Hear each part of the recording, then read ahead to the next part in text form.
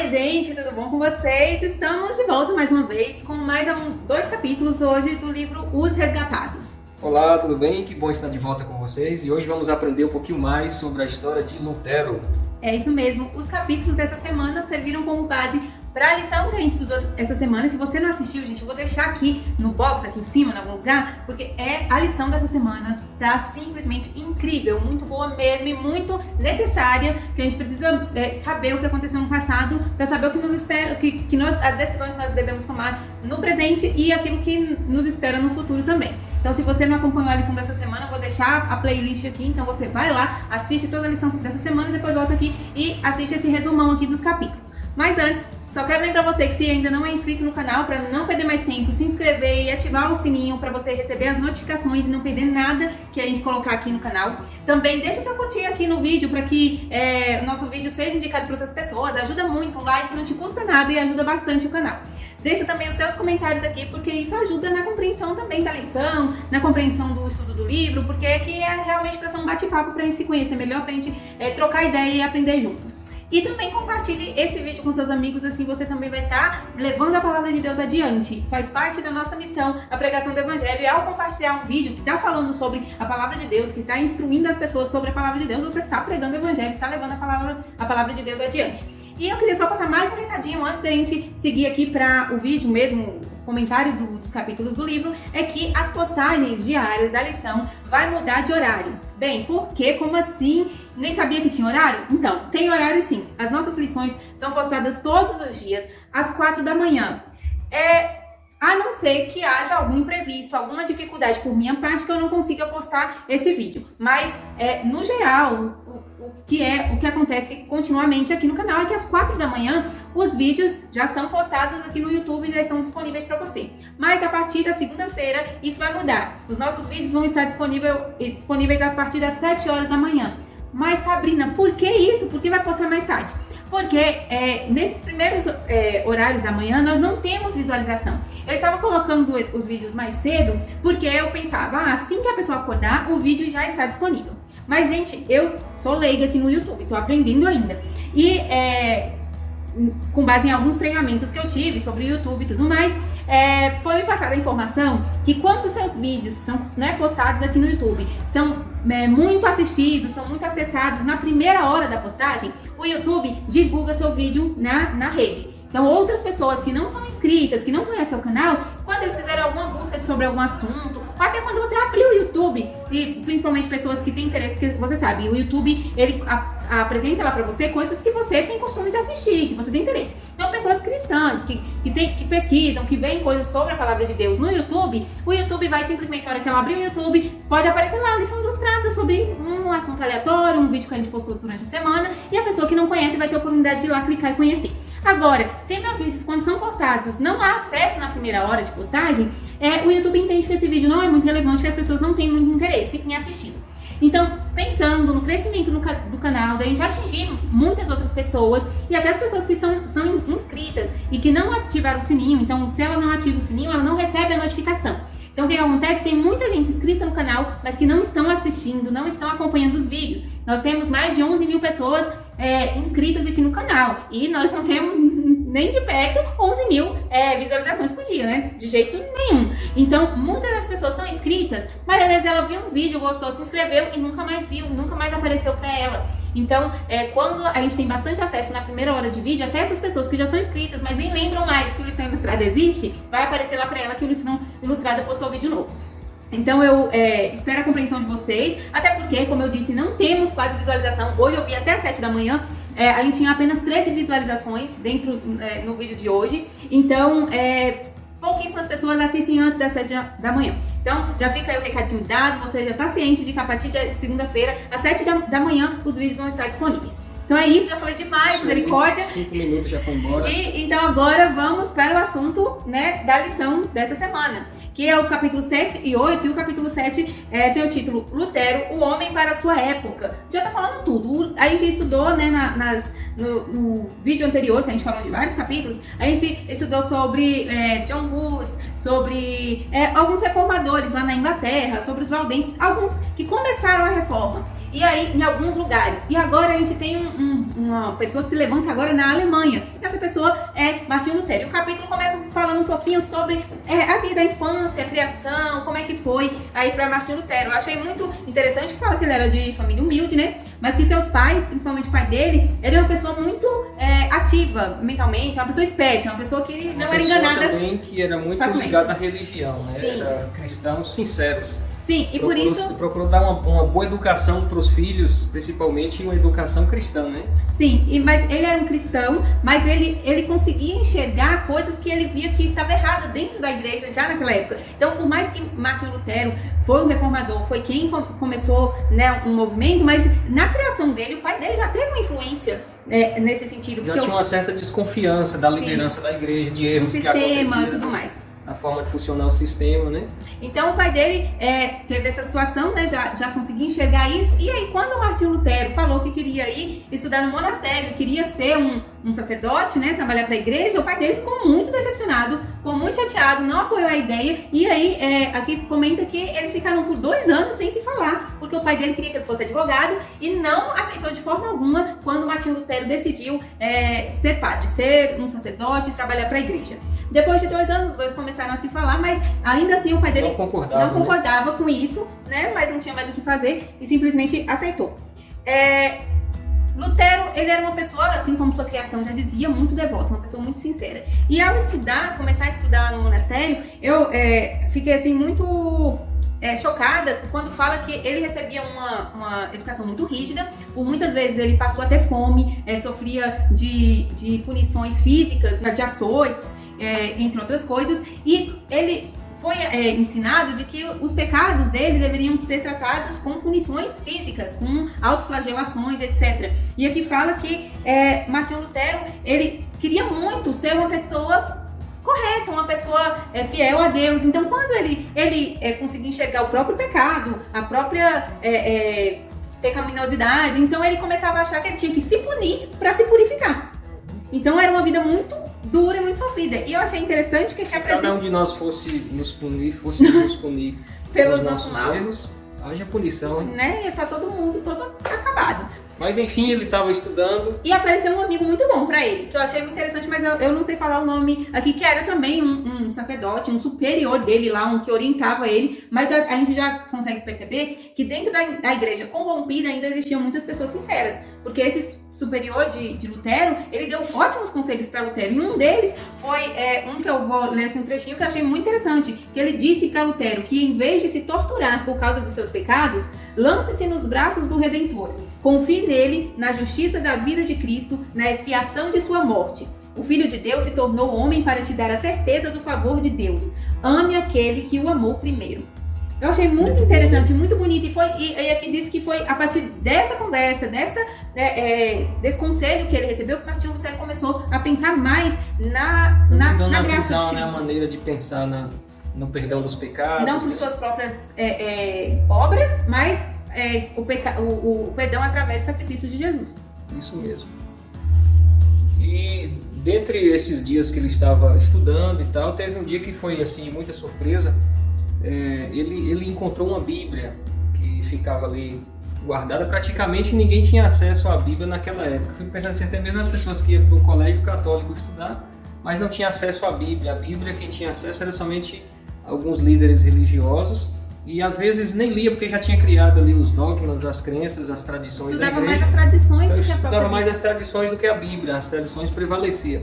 Então foi de grande surpresa quando ele encontrou essa Bíblia que estava escondida, e ele leu algumas partes, e agora o texto em diz latim que ainda, nem era na língua normal das pessoas. O livro diz que um dos maiores sonhos dele agora era ter uma Bíblia, né? Ele desejava nesse momento, se eu um dia pudesse ter uma Bíblia dessa para mim, né? E eu achei interessante que fala que essa Bíblia, ela ficava acorrentada num lugar lá. Eu não entendi muito bem pra que acorrentaram a Bíblia. Ninguém roubava, porque era raridade ter uma Bíblia, né? Mas enfim, a Bíblia estava acorrentada, então ele não podia levar a Bíblia para algum lugar. Então, para ele ler a Bíblia, ele tinha que ir lá até o local onde a Bíblia estava, para poder ler. E aí fala que ele tinha atividades, ele tinha uma vida muito corrida. E por ele ter pouco tempo, às vezes ele deixava de comer ou até de dormir para poder ir lá e ler a Bíblia, porque era o tempo que ele tinha, era o tempo das refeições e o tempo de dormir. E aí às vezes ele deixava de fazer uma dessas coisas para ir até lá. E aí ele lá nos seus estudos, em determinado tempo, aqui também ele já tinha... já estava estudando há algum tempo e tal, e ele foi fazer uma viagem para Roma. Era um dos sonhos dele, conhecer Roma. E aí ele foi para Roma conhecer e chegou lá, foi um pouco assim chocante para ele, porque ele viu algumas coisas que ele não esperava encontrar lá, né, no berço da religião, no berço da igreja, na liderança da igreja. Ele ficou um pouco chocado. Uma das coisas que fala aqui é que ele ficou muito surpreso e achou estranho o luxo de Roma, porque às vezes a gente tem até uma ideia, talvez ele conhecesse, porque ele estudava no monastério, mas só pra gente ter ciência, a maioria dos monastérios, a gente até tem, dentro da igreja católica, tem algumas ramificações, e uma delas são dos franciscanos, que são aqueles que pregam uma vida humilde, com mais, simplicidade, né? E tudo mais. Então tem algumas ramificações. Provavelmente, Martinho Lutero, na cidade onde ele morava, nos locais que ele conhecia, a igreja que ele conhecia, não era uma igreja tão ostensiva, era mais pobre, mais humilde. E quando ele chegou em Roma, que viu tanto luxo, ele ficou assim, ele não entendeu muito como é que podia a igreja, enquanto os países, as cidades, às vezes passando necessidade, tantos pobres, tantas pessoas humildes, que às vezes para poder... contribuir com a igreja ou até para pagar alguma indulgência, tirava do próprio alimento para poder investir ali na igreja. E aí ele chega na igreja e vê tanto luxo, tanta soberba, alimentação farta e muita glutonaria, comendo, né, demais.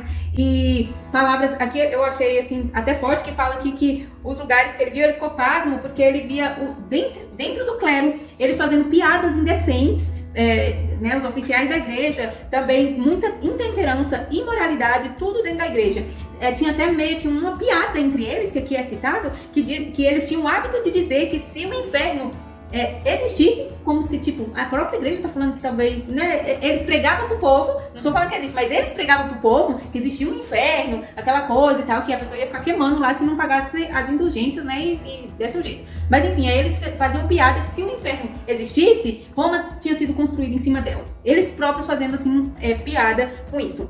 E aí, ele ficou horrorizado com todas essas coisas, e aí, quando acontece uma situação um pouco inusitada, né, e que meio que abriu, foi um clique, né, na mente de Martinho Lutero, é que existia lá em Roma uma escadaria, que era chamada Escadaria de Pilatos. O Papa havia prometido uma indulgência àquelas pessoas que subissem de joelhos à Escadaria de Pilatos, que eu achei até engraçado, assim, parece uma piada. Aqui fala que milagrosamente essa escadaria que era lá de Jerusalém veio parar em Roma, né? Ninguém sabe como ela foi transportada, a Escadaria de Pilatos. Afirmava que era lá de Jerusalém. Que era a escadaria mesmo, onde aconteceu, né, o julgamento de Jesus e tudo mais. A escadaria estava lá em Roma. Enfim, o pessoal peregrinava e subia essa escadaria de joelhos, porque o Papa falou que quem subisse de joelhos, chegava lá em cima, recebia uma indulgência, né, para perdão de alguns dos seus pecados, etc.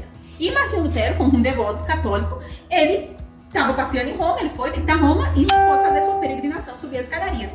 E aí, eu achei assim forte e emocionante até, que aqui fala que enquanto ele estava subindo de joelhos a escadaria, alguma coisa, assim, ele ouviu uma voz falando para ele assim, o justo viverá pela fé. Tipo, ele não precisava pagar aquele tipo de penitência para ter perdão de pecados. Jesus já tinha morrido pelos pecados dele. Então, ele ia subindo ali e ouvia uma voz, o justo viverá pela fé. E nesse momento ele teve assim, uma revelação, uma iluminação, e percebeu o entendimento ali, entendeu o processo de perdão, né, o processo de salvação. E ali ele começou agora a traçar os seus planos, como ele ia seguir dali para frente, né? Para não dar mais margem, não trabalhar a favor desse tipo de esquema que naquele momento ele percebeu que não era a vontade de Deus. Eu achei interessante aqui que tem um trecho que Ellen White escreveu aqui, que diz que a Igreja Católica colocou a graça de Deus à venda. As indulgências nada mais era que isso, né? Nada mais que colocar a graça de Cristo à venda. Pressionada para construir uma basílica de São Pedro lá em Roma. Então eles tinham essa construção grandiosa para realizar lá em Roma, precisava de muito dinheiro. Então ele vai tirar dinheiro do povo. E como é que tira dinheiro do povo? Vendendo indulgências para poder arrecadar essa quantia. Enfim, Martinho Lutero começou a ver a partir daí ele começou a ver cada vez mais erros, mais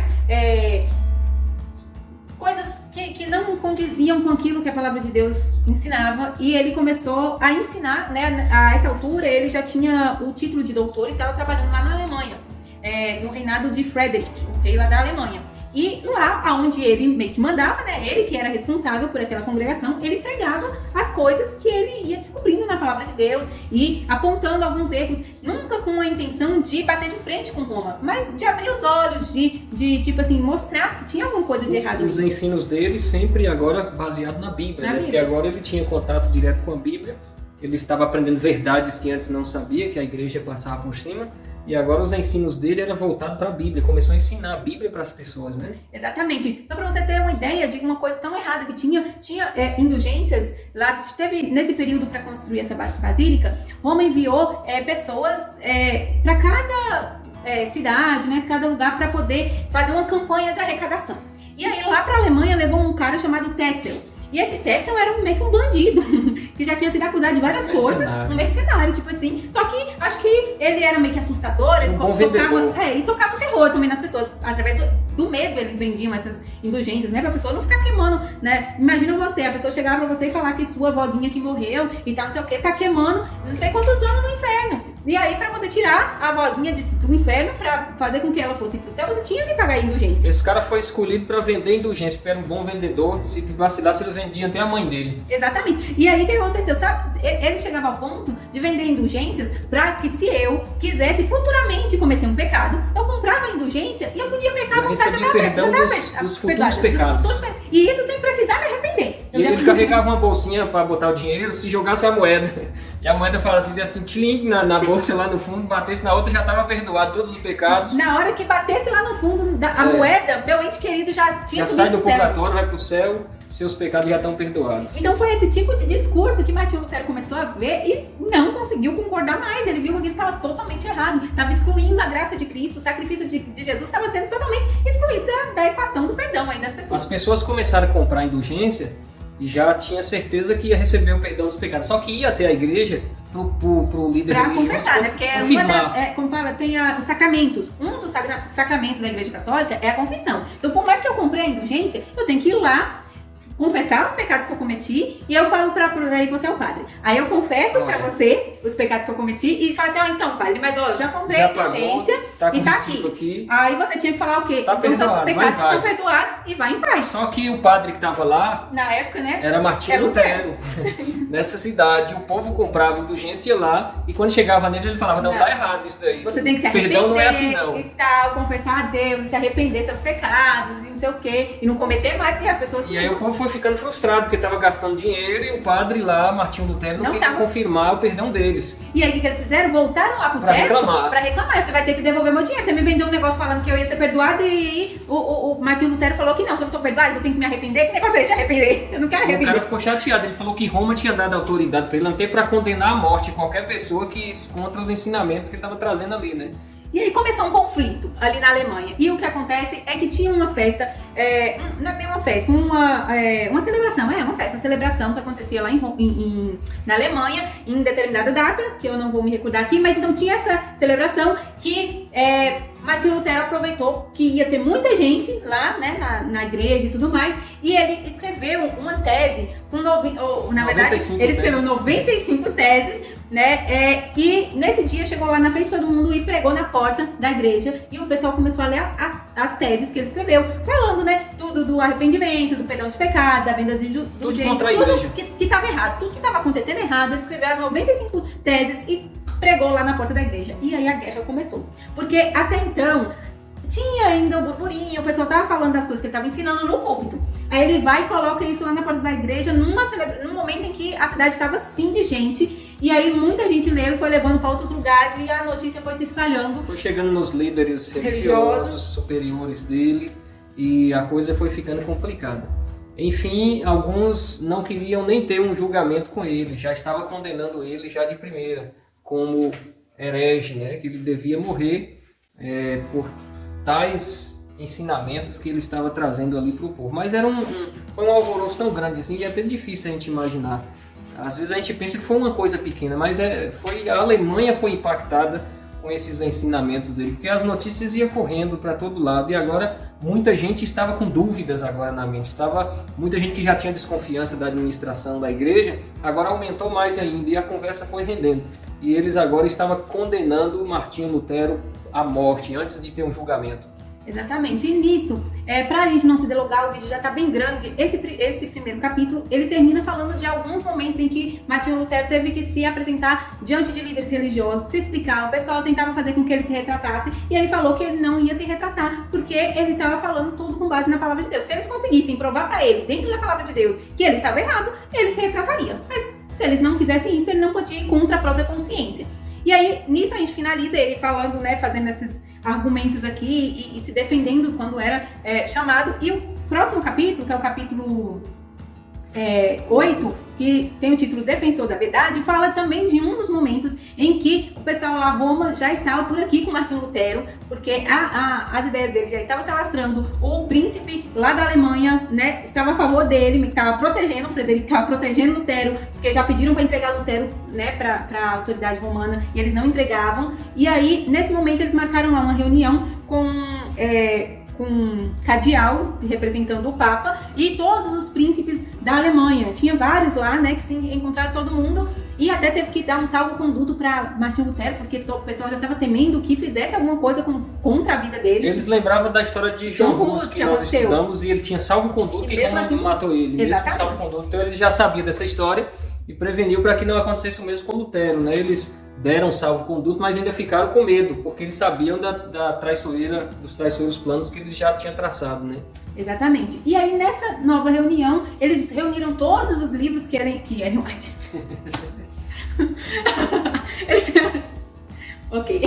Eles reuniram todos os livros que Martinho Lutero tinha escrito, né? E colocaram em cima de uma mesa e falaram que tudo aquilo ali era heresia, isso o cardeal. E aí queria que ele se retratasse de todas as coisas que ele tinha escrito. E se ele não fizesse isso, a punição seria excomungação e a morte e não sei o que lá mais. E aí ele começou a fazer a sua defesa, né? Martinho Lutero fez sua defesa e mesmo assim ao final o cardeal pressionou ele e Martinho Lutero pediu um tempo para pensar a respeito. Eles acharam que esse tempo que ele tinha pensado é porque ele vai aceitar. Então já estava meio que cantando vitória antes do tempo, achando que ele ia aceitar se retratar de tudo isso. Mas ao invés disso, Martinho Lutero orou mais uma vez a Deus para que Deus usasse, desse sábias palavras para ele. Ele queria criar mais argumentos para impactar mais ainda a reunião, né? E aí, convencer mais pessoas. Quando ele voltou, ele fez um discurso maravilhoso, que eu não vou citar tudo aqui, gente, é sério. Se você, para quem não tem um livro, se puder adquirir até em PDF, você acha por aí. O ideal é que você leia, porque é muita coisa. Os 2 capítulos dessa semana são capítulos grandes, então não tem como a gente falar aqui num vídeo, falar tudo que o livro tá falando, é muita coisa. Só que é muita coisa boa, muita coisa interessante, muito instrutiva. Então se você tiver acesso, leia o livro também, que vai te ajudar demais, vai enriquecer demais o seu estudo. Enfim, ele se preparou e fez um discurso maravilhoso que realmente impactou, detonou com os argumentos do cardeal, ninguém tinha como contestar aquilo que ele tinha falado. E os príncipes foram totalmente convencidos. Aqui ainda fala do Duque Jorge da Saxônia, tem uma declaração dele aqui, que fala que ele se levantou naquele ajuntamento de príncipes e especificou com terrível precisão os enganos e as abominações da igreja. Ele disse assim, abusos chamam contra Roma. Toda vergonha foi colocada de lado e o único interesse da igreja é dinheiro, dinheiro e dinheiro. De tal modo que pregadores que deveriam ensinar a verdade nada proferem além de falsidades. E aí ele continua falando, o discurso dele é um pouquinho grande também, contra a igreja. Então, depois de...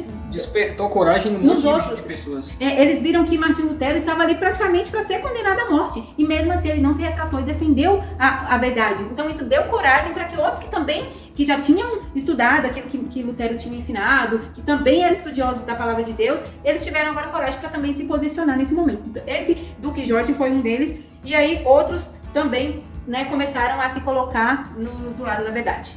Muito bem.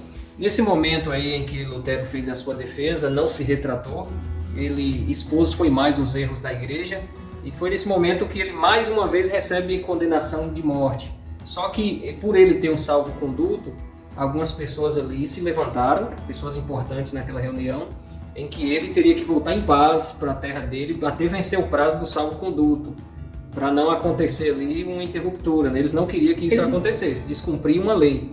Eles tinham quase certeza que iam fazer uma emboscada para matar. Já sabiam que já fizeram no passado, né? Exatamente. Então eles fizeram com que garantisse isso daí para que Lutero voltasse em paz. As pessoas prometeram, alguns que estavam ali, príncipes, que iriam entregá-lo, mas tinha que vencer primeiro ali o prazo do documento. Eu achei interessante, antes de você finalizar aí com o que eles resolveram fazer, que quando eles saíram, né, que ele estava retornando de Worms para... É que essas cidades eu não entendo. De Worms, onde teve a reunião, lá para Wittenberg, que era lá onde ele estava morando, onde tinha o castelo do príncipe Frederick, lá. Quando ele estava voltando, as pessoas começaram a falar, sofrendo com medo por ele, falando assim, eles vão queimá-lo. O pessoal estava com medo, vão queimar você e tal, se preocupando com ele. E eu achei, assim, incrível a resposta que Lutero deu aqui, que ele disse que mesmo que acendessem uma fogueira por todo o caminho, de Worms até Wittenberg, eu andarei através dela em nome do Senhor. Comparecerei perante eles confessando o Senhor Jesus. Ele não ia deixar de confessar a Jesus por medo de alguma coisa. E ele ainda fala que, ainda que houvesse tantos demônios em Worms, quanto telhas em cima das casas, eu entraria na cidade. Deus será minha defesa. Coragem e fé, né? O homem era corajoso. Eu aconselho você ler esse capítulo. Gente, você vê que coragem. É muita coisa que você lê, fazer igual o povo, chega a arrepiar. Assim, tanta coisa incrível que você vai lendo, que eu ia ler o livro aqui pra vocês, se fosse pra falar tudo, entendeu? O homem era muito corajoso. Ele já falou que o Papa era o anticristo na Terra. Ele falou tanta coisa que esse homem não tinha medo de morrer. Enfim, com toda essa situação, eles viram que não teria outro jeito a não ser sumir com Lutero. Então o príncipe Frederick, ele armou um bem bolado e tinha homens de confiança que levaram Martinho Lutero para algum lugar que nem ele mesmo saberia onde. Esse príncipe, é interessante que ele participou de todo o julgamento e ele ficou calado. Ele ficou só observando, de olho em Lutero, para saber as decisões que ia ser tomadas, porque ele estava traçando um plano para salvar Lutero.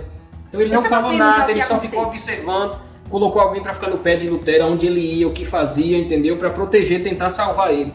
E foi nessa volta para casa que Lutero estava voltando com um bocado de amigos, cheio de amigos.